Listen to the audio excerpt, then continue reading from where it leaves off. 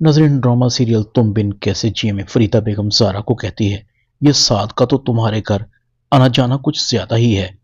بڑا سر چڑھا رکھا ہے تم لوگوں نے اسے، اور تمہارے ساتھ تو بہت فری ہے۔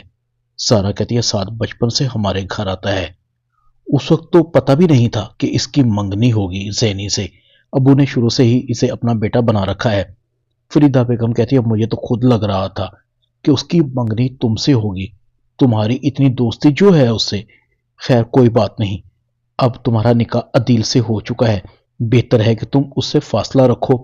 لوگوں کو تھوڑی پتا ہے کہ وہ تمہارا دوست ہے، لوگ تو غلط مطلب نکالیں گے ہی نا۔ دوسری طرف منظور کہتا ہے، مجھے فریدہ بھابی کا رویہ کچھ ٹھیک نہیں لگ رہا، پتہ نہیں ایسا کیوں لگ رہا ہے کہ جیسے وہ کچھ دکھاوا کر رہی ہے۔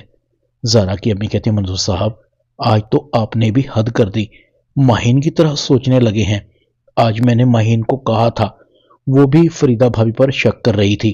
میں نے کہا کیا کیا جا سکتا ہے، زارا کو تمہاری طرح گھر تو نہیں بٹھا سکتے، بس اس بات پر ناراض ہو گئی۔ منظور کہتا ہے، اس نے تو یہ بات اپنے بچپن میں کہہ دی تھی، مگر تمہیں اس طرح سے بات نہیں کرنی چاہیے تھی۔ فریدہ بیگم ایک بار پھر زارا کے والد صدقے اور بلائیں لے رہی تھی، جیسے دل ہی دل میں کہہ رہی ہو، ایک دفعہ تم میرے گھر آ جاؤ، ساری کسر نکال دوں گی۔ دوسری طرف مہم مرہا کو کہتی ہے، سب تمہاری وجہ سے ہوا ہے، بتاؤ وہ لوگ کون تھے؟ میں تمہارے ڈراموں میں آنے والی نہیں، گھر میں جو ڈکیتی ہوئی ہے اس کا واسطہ تم سے ہے، میں اب خاموش نہیں رہوں گی۔ مرہا کہتی، آپی میں تو خود نہیں جانتی، مجھے کیا پتا۔ مہم کہتی ہے، تو پھر بتاؤ تم ٹوٹے ہوئے پیر کے ساتھ گیٹ پر لینے کیا گئی تھی؟